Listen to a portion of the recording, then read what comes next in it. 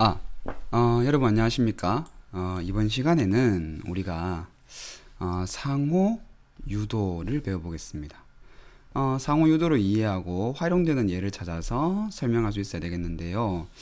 자, 여러분들, 지금 요즘에 이제 많이 보급되고 있는데, 인덕션 레인지입니다. 얼음은 녹지 않고 있고, 그런데 이제 이 금속으로 된 냄비 안에 있는 물은 끓고 있죠. 자, 왜 그럴까요? 오늘 배우고 나면 그 이유를 알 수 있겠습니다. 상호유도의 원리 봅시다. 자기장의 원인이 되는 것은 바로 자석과 전류에 의한 것입니다. 자석을 코일에 가까이 하거나 멀리 하면 전류가 유도되는 것처럼 전류를 이용하여서 우리가 전자기 유도 현상을 일으킬 수 있습니다. 그러니까 이제 우리가 앞에서 전자기 유도를 배울 때 자석을 움직임으로써 공간의 자기장의 변화를 주었죠. 전류에 의해서 자기장이 생기는데 이 전류의 변화를 주게 되면 주변 공간에 자기장의 변화가 생길 테고 이것이 전자기 유도 현상을 일으킬 수 있을 겁니다. 자, 여기 한번 봅시다. 이중 코일을 이용한 상호유도의 관찰인데 코일이 지금 1차 코일, 2차 코일 있죠. 그리고 가변 저항, 전선 스위치, 직류 전원 장치 이런 게 있습니다. 스위치를 닫는 순간, 스위치를 닫았을 때 스위치를 여는 순간 2차 코일에 연결된 급류계의 변화 이렇게 보는 겁니다. 스위치를 닫은 상태에서 저항을 변화시킵니다. 자, 저항을 변화시키게 되면 흐르는 전류가 변하겠죠. 이때 1차 코일에 흐르는 전류를 변화시키면서 2차 코일에 연결된 급류계의 변화를 관찰해 보는 겁니다. 실험 결과는 어떻게 되느냐 봅시다. 그림과 같이 전지를 연결한 1차 코일과 그 다음에 급류계를 연결한 2차 코일을 가까이 놓고 1차 코일의 스위치를 닫거나 열면 순간적으로 1차 코일에 흐르는 전류가 변하게 됩니다. 전류가 변한다라는 것은 전류에 의해 자기장이 만들어지는데 전류가 변한다는 것은 바로 주변 자기장이 변하는 거니까 코일 속을 통과하는 자기 손속이 변합니다. 이때 1차 코일에서 변하는 자기 손속이 2차 코일 속을 통과하면서 2차 코일에 유도 기전력이 발생하게 됩니다. 그러니까 이제 1차 코일에서 발생한 자기 손속의 변화가 2차 코일에 영향을 주게 되어서 유도 전류가 생긴다라는 겁니다. 방향을 한번 볼까요? 스위치를 닫게 되면 전류가 이렇게 흐르게 되겠죠. 그러면 위쪽이 자기장의 방향이 이렇게 되겠습니다. 그러면 렌츠 법칙에 따라서 2차 코일에서는 이를 방해하는 방향, 이 방향으로 전류가 흘러야 되겠죠. 그러니까 전류는 자기장이 아래쪽으로 형성되도록 전류가 흐르려면은 이런 식으로 전류가 흐르면 되겠습니다. 그 다음 스위치를 열 때는 스위치를 열게 되면은 위쪽으로의 자기장이 감소하게 되죠.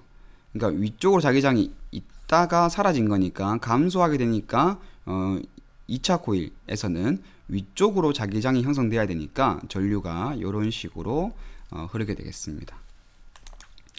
이와 같이 봅시다. 한쪽 코일에 흐르는 전류의 세기가 변하여 근처에 있는 다른 코일에 유도 기전력을 발생시키는 현상을 우리는 상호유도라고 합니다. 상호유도의 정의입니다. 상호유도에서 2차 코일을 통과하는 자기 손속의 양은 1차 코일의 전류 I1에 의한 자기장 B1에 비례하겠죠. 그런데 앙페르 법칙에 따르면 이 B1이라는 것은 I1에 비례하게 됩니다. 우리가 솔레노이드의 경우에 자기장은 μ0 Ni라고 했죠. 뭐 이건 뭐 뮤제로는 우리가 뭐 일반 상수 뭐 4파이 곱하기 10의 마이너스 7승 그다음에 뭐 단위가 이렇게 있는데 이때 n은 이제 단위 길이당 가문 횟수이고 요거는 이제 솔레노이드에 흐르는 전류입니다. 물론 내부에 그 강자성체가 없을 때 얘기입니다. 그래서 이제 우리가 파이2는 I1에 비례한다라고 둘 수 있습니다. 2차 코일의 가문수를 N2라고 하면 패러데이 전자유도 법칙에 의해 1차 코일에 흐르는 전류 I1이 변할 때 2차 코일에 발생하는 유도 기전력 V2는 더함과 같습니다. 자, 요까지는 지금 패러데이 전자기 유도 법칙이죠. 유도 기전력은 감은 횟수에 비례하고 그 다음에 유도 자기 손속의 시간 변화율에 비례한다라는 거고 이까지는 우리가 알고 있는 겁니다. 자, 그런데 오늘 배우는 건 이거죠. 이러한 유도 기전력은 비례상수 M, 상호 인덕턴스라고 합니다. 비례상수 M에다가 그 다음에 이 파이2가 I1에 비례하니까 이렇게 식을 줄 수 있습니다. 상호 인덕턴스의 단위는 헨리를 사용하고요. 코일의 모양, 가문수, 위치 등에 의해서 결정됩니다. 자, 우리가 예전부터 저항도 배우고 그 다음에 축전기의 전기 용량도 배우고 그 다음에 방금 상호 인덕턴스도 배웠습니다. 이들 전부 다 물질과 기하학적인 모양에 관계합니다. 그죠? 비저항, 그 다음에 얘는 유전율, 그리고 얘는 코일의 모양이나 가문수, 위치, 그 다음에 뭐 도선의 물질에 따라서도 달라지겠죠.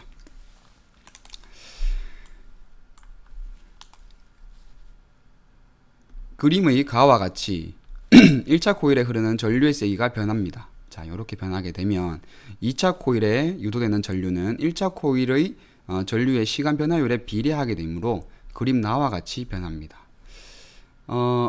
시간 변화율이니까 우리가 이제 이 그래프를 시간에 대해서 미분하게 되는 형식입니다. 지금 이 구간에는 기울기의 변화가 없죠. 그러니까 유도전류가 없습니다.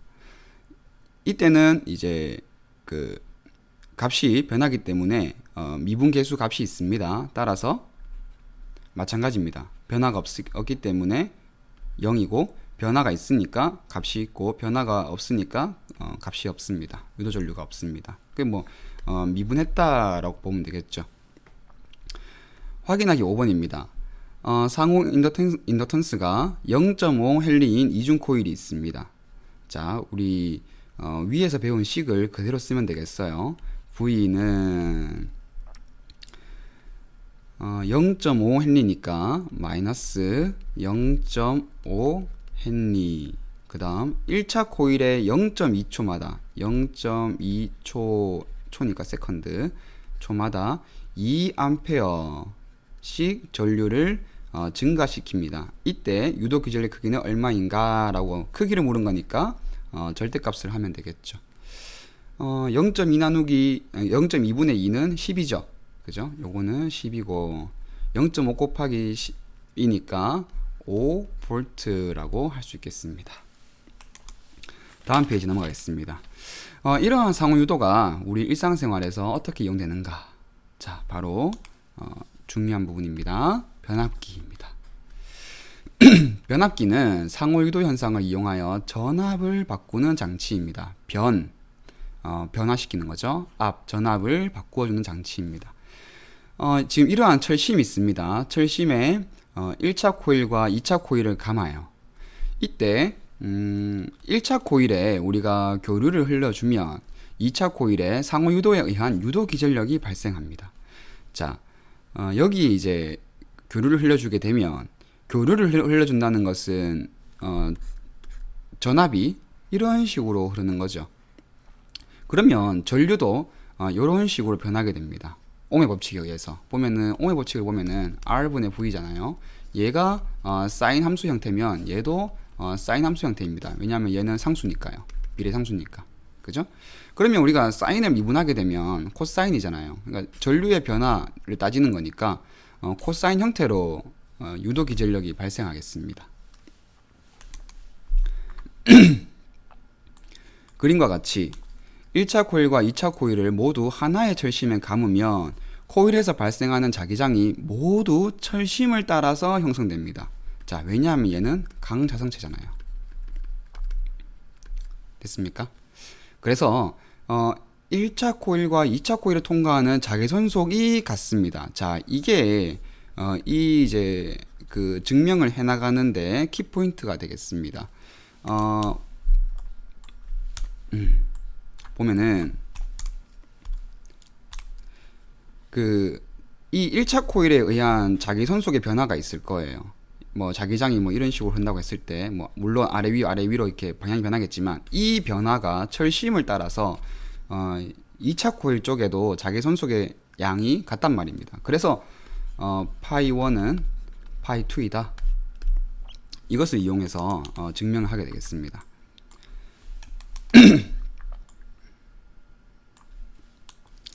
그리고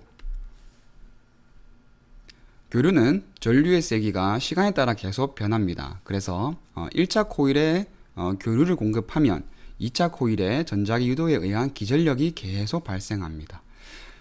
패러데이 전자기도 법칙에 따르면 가문수가 N1인 1차 코일의 기전력 V1과 자기선속의 변화량 파이1은 다음과 같은 관계가 있습니다.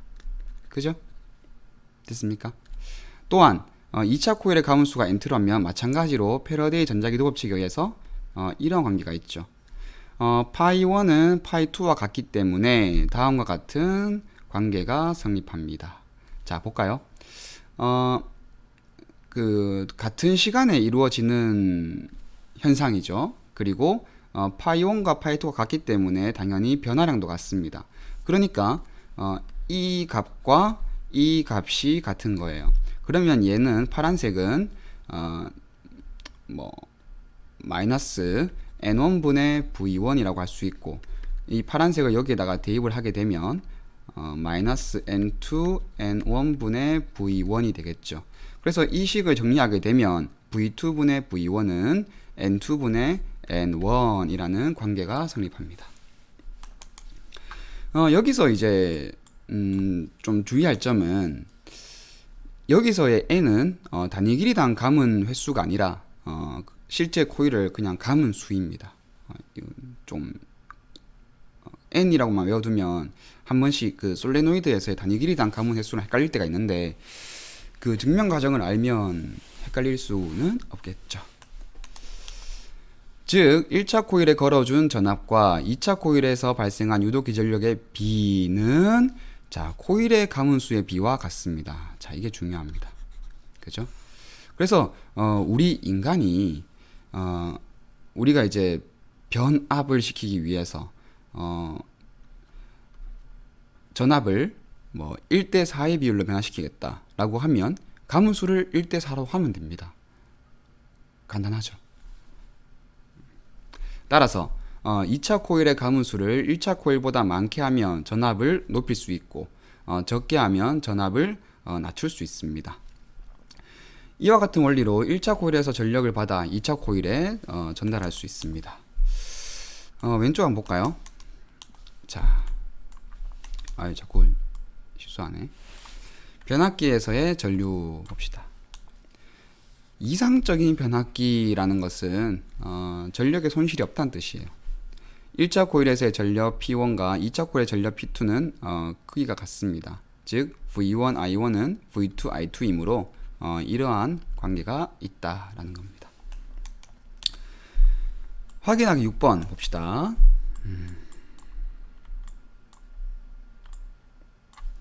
자, 1차 코일과 2차 코일의 가문수의 비가 1대 10입니다. 1차 코일에서 교류 전압이 100V라고 한다면 2차 코일에 유도된 전압은 몇 볼트가 되겠습니까? 10배로 하면 되죠. 1000V가 되겠습니다. 그 다음 페이지 봅시다.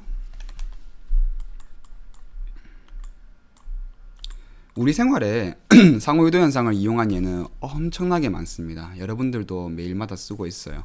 변압기 이외에 어떤 것이 있는가? 버스카드. 버스카드 작동 원리는 이제 우리가 코일을 가까이 하면 그 유도 전류가 흐르는데 이때 이제 이 전류에 의해서 반도체 칩에 있는 정보를 불러오는 겁니다. 지금 선생님 휴대폰 한번 볼까요? 이게 보입니까? 선생님 휴대폰 뒷면인데 지금 코일이 들어가 있죠. 그죠? 여러분들 주로 이제 도어락에 쓰는 전자 도어락에 쓰는 그 전자키 있죠? 그거를 이제 아세톤으로 녹여가지고 이제 그 좀 물컹물컹한 부분을 다 버립니다. 버리고 나면 이러한 그 코일이 남아 있어요. 그러면 이제 얘가 납작해지게 되는 거죠. 코일만 있는 거니까. 여기에다가 이제 도어락의 정보를 넣어서 문을 열 때 쓸 수 있습니다. 버스카드도 마찬가지죠. 우리가 버스카드도 아세톤에 넣어서 녹이게 되면 이렇게 이제 매우 얇은 형태로 쓸 수 있습니다. 주방용 조리기구인 인덕션 레인지 나옵니다. 봅시다. 유리판이나 세라믹판 아래에 1차 코일의 역할을 하는 넓은 코일을 설치합니다. 이때 교류 전류를 흘려줘요. 그러면 전류의 변화가 생기게 됩니다. 그러면 자기장의 변화가 생기겠죠? 인덕션 레인지 위에 올려놓은 금속으로 만들어진 금속 중요합니다. 금속으로 만들어진 냄비나 프라이팬이 2차 코일의 역할을 하게 됩니다. 그러면 맴돌이 전류가 흐르게 됩니다. 금속 내에서 전류가 막 흐르는 거예요. 그 자리를 계속 맴돈다라고 해서 맴돌이 전류라고 합니다. 금속 내부에 흐르는 맴돌이 전류에 의해서 금속이 가열되어 냄비나 프라이팬에 들어있는 음식이 조리되는 것입니다. 따라서 인덕션 레인지에서 금속이 아닌 부분은 뜨거워지지 않습니다. 그래서 우리가 앞에 방금 수업할 때 인덕션 위에 있는 얼음은 녹지 않았죠. 도체판에 가한 자기 손속의 변화에 의해 도체판에 유도된 전류입니다. 이러한 이제 상호 유도는 무선 충전 기술에도 쓰이고 있습니다. 휴대전화의 무선 충전, 전동 칫솔의 충전, 노트북이나 전기자동차의 무선 충전 기술에도 활용되고 있습니다.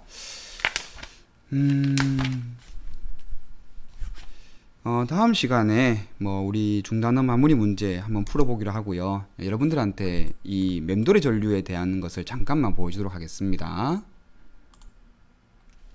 자, 여러분 잘 보입니까? 이게 이제 그 알루미늄 포일입니다. 여러분들 집에도 지금 있을 거예요. 그 다음에 얘는 이제 네오디뮴 자석이에요. 이제 뭘 할 거냐면 이 자석을 이제 여기에 떨어뜨릴 건데 여러분들 집에서 네오디뮴 자석이 있으면 한번 해보면 좋겠어요. 자, 잘 안 보이죠? 좀 더 뒤로 갈까요, 선생님이? 자, 보입니까? 그냥 떨어뜨릴 때랑 이 알루미늄 포일을 통과하면서 떨어질 때 시간차를 한번 잘 보세요. 자, 그냥 떨어뜨릴 때는 빨리 떨어지겠죠.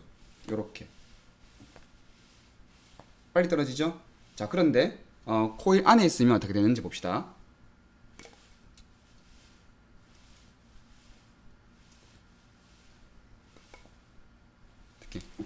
천천히 떨어지는 게 보입니까? 이게 이제 그 알루미늄 호일에 맴돌이 전류가 흐른 겁니다. 자석이 들어가면서 자기장의 변화가 생기게 되고, 이 자기장의 변화에 의해서 이 알루미늄 호일은 도체니까 맴돌이 전류가 형성됩니다. 그래서 자기장이 청력 방향으로 생기게 되고, 그러니까 자기장의 변화를 방해해야 되니까 렌즈 법칙에 따르면, 그래서 이제 기존에 떨어져야 될 자유낙하할 때 시간보다 더 더디게 떨어지는 게 되겠습니다. 자, 여러분들 수고했습니다. 마치겠습니다.